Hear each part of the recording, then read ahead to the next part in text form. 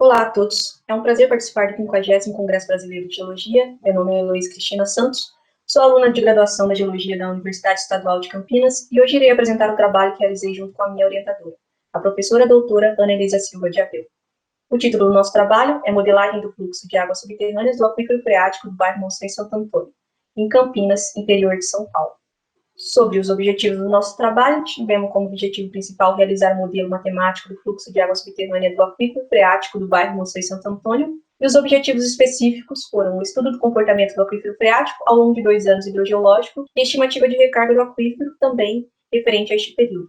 O local de estudo ele está em Campinas, que é um município que está no interior de São Paulo, e o bairro Monsenhor Santo Antônio ele está situado a leste deste município. Em seu histórico de ocupação, o bairro foi inicialmente uma fazenda até a década de 1970, que foi loteada após esse período, sendo então ocupada por um complexo industrial. E posteriormente, a partir da década de 1990, a área ela foi tomada por empreendimentos habitacionais.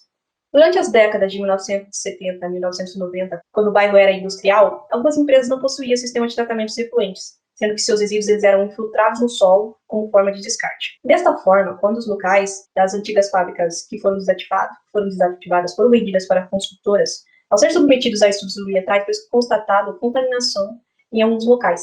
Um exemplo é o perímetro delimitado como área de estudo, em que em 2001, devido a investigações realizadas pela CETESB, foi confirmada a contaminação por organoclorados, um composto considerado risco à saúde pública. Desde então, a área ela tem sido submetida a projetos de remediação ambiental, como foi realizado pela ECON em 2011, e o que propiciou a existência de uma malha de postos de monitoramento, e esses postos foram utilizados para esse trabalho. Comentando sobre a hidrogeologia do local, o bairro Monsenhor Santo Antônio ele é composto pelo aquífero cristalino, que está relacionado com a sua altura de zona de cisalhamento Campinas-Marinho, que tem caráter fissural e varia entre aquífero livre e semi-confinado. Outra unidade hidrogeológica é o sistema de aquífero diabásico, que são aquíferos geralmente de ocorrência mais locais e ocorrem como corpos discontínuos. Aqui está apresentada a metodologia adotada para este trabalho. Nós iniciamos com a definição do objetivo, que é o modelo matemático de fluxo subterrâneo. Em seguida, partimos para o modelo conceitual, que consiste em entender a geometria do aquífero. Como próximo passo é o modelo matemático, que parte desde a escolha do pacote computacional e também das simulações com os dados inseridos neste pacote computacional. A próxima etapa é a esquematização do modelo, onde realiza-se diversas simulações, também testes de sensibilidade e calibração. A próxima etapa é a verificação com os dados de campo, onde nós analisamos os dados reais e os dados simulados. E, por último, é a apresentação do resultado final. Agora, para descrever a etapa do modelo conceitual, primeiro foi feita a revisão bibliográfica dos principais trabalhos realizados na área, como o da CETESB, em 2001, e a da ECON, em 2011. Em seguida, houve uma análise dos postos de monitoramento em trabalho de campo, avaliando as condições de acesso e de conservação dos postos. Foram selecionados 11 postos de monitoramento para serem realizadas coletas de dados de campo e monitoramento periódico dos níveis d'água. As informações dos postos estão contidas nessa tabela, e como simplificação foi definido que os poços rasos são aqueles com profundidade inferior a 15 metros, e os poços profundos têm profundidade superior a 15 metros. A figura direita ilustra o monitoramento de nível d'água, que foi realizado desde o final de 2017 até o início de 2020, e ao observar as variações de nível d'água no primeiro ano hidrogeológico, é possível verificar que o mesmo se repetiu no segundo ano hidrogeológico. O modelo conceitual também consistiu no estudo da condutividade hidráulica. A condutividade hidráulica é um coeficiente que considera as características do meio, como a porosidade, o tamanho, distribuição e arranjo das partículas, e também as características do fluido. Esse coeficiente é usado para medir a velocidade do fluxo de água subterrânea. Nesse estudo, utilizou-se o método slug test, que é recomendado para aquíferos rasos, livres e de baixa permeabilidade. E também é um método barato e rápido, o que vai de acordo com os objetivos determinados nesse trabalho. No ensaio do slug test, é inserido um volume dentro do poço, que altera o valor do nível d'água, então é observado o tempo que demora para o nível estático inicial ser recuperado. Para o cálculo da condutividade hidráulica, aplicou-se o método Roslev, que é ilustrado por essa equação, e os resultados permitem obter o material onde ocorre o fluxo de água subterrânea. Tivemos, então, os resultados com valores na ordem da grandeza de 10 a menos 3 a 10 a menos 4, que correspondem a material como areia fina a areia siltosa ou argilosa. Esses valores obtidos para a condutividade hidráulica foram comparados com a descrição dos perfis de instalação dos poços, que contém a composição do material na seção filtrante. Logo, foi possível verificar que os poços profundos estão em seção filtrante areno-siltosa e os poços rasos estão em seção filtrante silto-arenosa. Sobre a recarga do aquífero, foi utilizado o método do Water Table Fluctuation, que é usado para os aquíferos livres, assim como é o caso do aquífero do bairro Monsenhor Santo Antônio.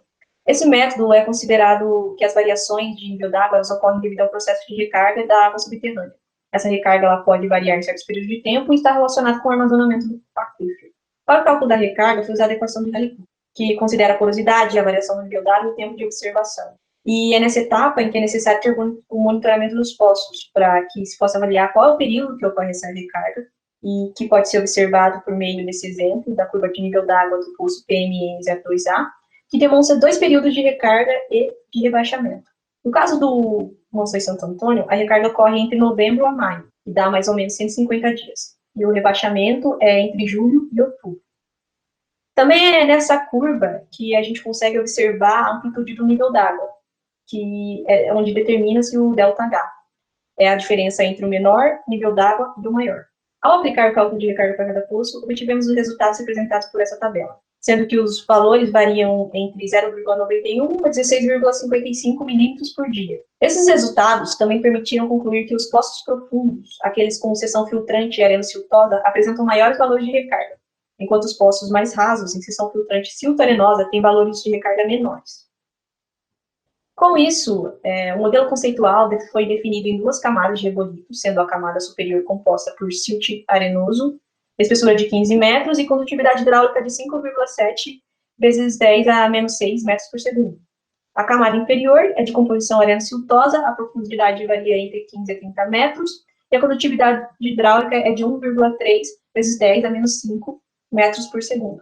Em relação às condições de contorno hidráulico, foram limitadas pelo divisor de água, que está a oeste, ele é um alto topográfico local, e está na cota topográfica em torno de 700 metros. Outro limite é o córrego afluente do Ribeirão Ainubas, que fica aproximadamente na cota topográfica de 630 metros e está a leste.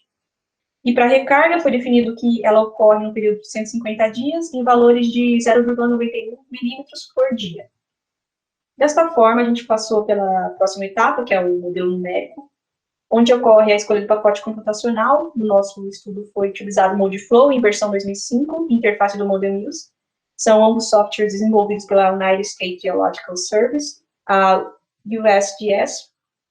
O Modeflow, ele é um software que é usado como padrão internacional na simulação de modelo de água subterrânea.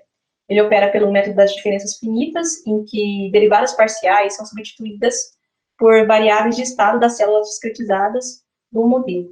É nessa etapa que ocorre a discretização da malha, que ela é importante para a densidade de células discretizadas, e também, dando exemplo dos pacotes que foram utilizados para inserir os parâmetros do modelo conceitual, nós temos o Recharge Package, que é onde inserimos a recarga, o Layer Property Flow Package, onde a gente insere as propriedades do fluxo, e o Head Observation Package, que é a carga hidráulica.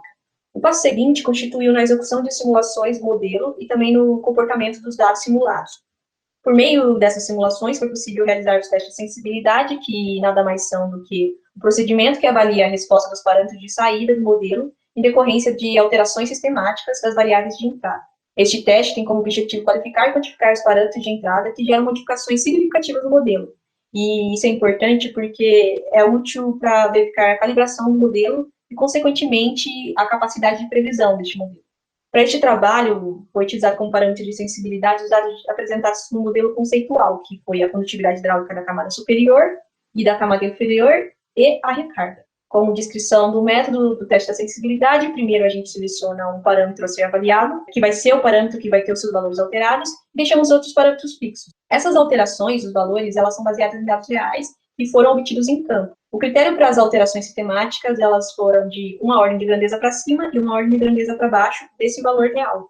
Assim, por exemplo, pego a recarga e vou alterando os valores e observando a resposta de saída do balanço hídrico, que é o referente ao quanto de água entra e sai do modelo.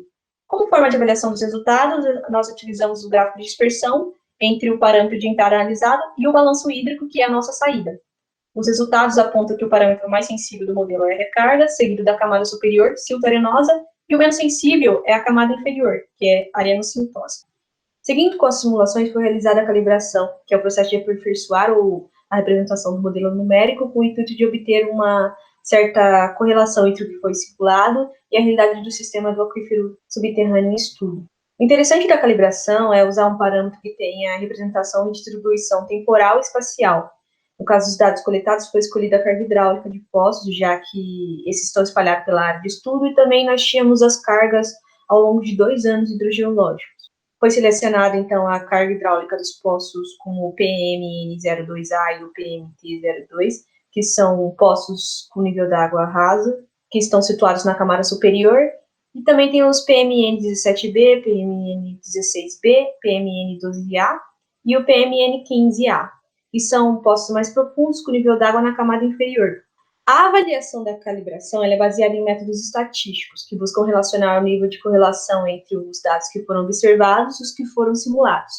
Nesse estudo, para avaliar os critérios estatísticos, nós selecionamos o coeficiente de determinação, que é o R ao quadrado, o gráfico de dispersão e o mapa de distribuição espacial dos resíduos. O coeficiente de determinação, que é o R ao quadrado, ele é uma medida que determina como diferentes séries de dados têm seus valores correlacionados. Esse coeficiente ele varia entre 0 e 1, e se R ao quadrado é igual ou maior a 0,95, isso significa que o modelo está bem calibrado. Durante as nossas simulações, obtivemos um coeficiente de correlação de 0,97, que é um bom resultado.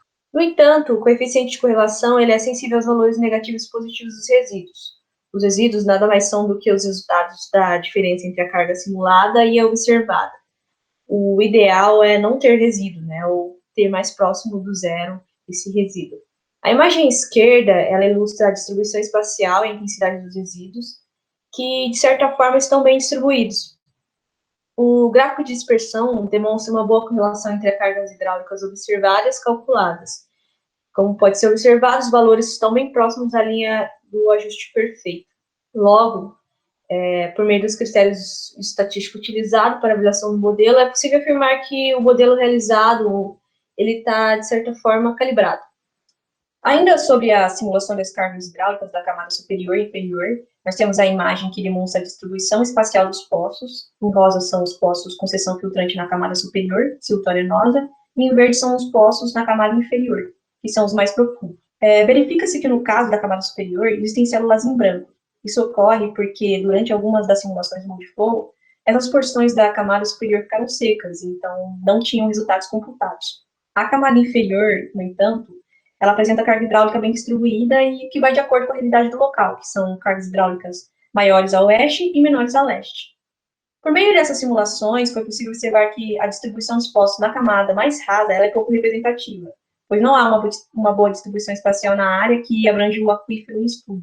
Além disso, com a calibração das camadas, comparando cargas hidráulicas observadas e simuladas durante o período de recarga do aquífero, nós obtivemos que a camada superior tem resíduos de recarga hidráulica em torno de 1 metro, enquanto a camada inferior, que tem os poços em profundidade de 18 metros, como o PMN15, e poços mais profundos, como o PMN17B, em 28,5 metros de profundidade, tem resíduo variável, sendo que os poços que estão em profundidade entre 15 a 20 metros são os mais calibrados, com resíduos em torno de 0,2 a 0,9.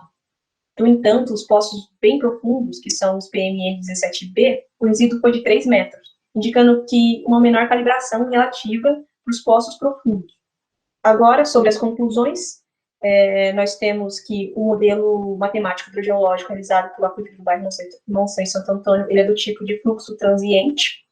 Ele é um modelo que apresenta maior sensibilidade ao parâmetro da recarga, em seguida vem a condutividade hidráulica da camada superior, e o parâmetro mais sensível deste modelo foi a condutividade hidráulica da camada inferior. Também os métodos estatísticos utilizados para a calibração do modelo confirmam que os resultados simulados são bem próximos dos dados reais. Outra conclusão foi que a camada superior ela tem poucas informações sobre as cargas hidráulicas, sendo recomendável a instalação de novos postos de observação dessa camada para que o modelo seja mais aprimorado e também para o maior entendimento do aquífero local. Outras recomendações para os próximos passos seriam o avançamento dos dados, mais aprofundamento desses dados, e também a verificação do longo prazo do modelo, que é uma etapa que sempre precisa estar revisitando esse modelo e aprimorando. Aqui estão as referências bibliográficas usadas nessa apresentação e também ao longo do desenvolvimento do trabalho. E muito obrigada. Agradeço a todos que prestigiaram o trabalho e um bom congresso para vocês.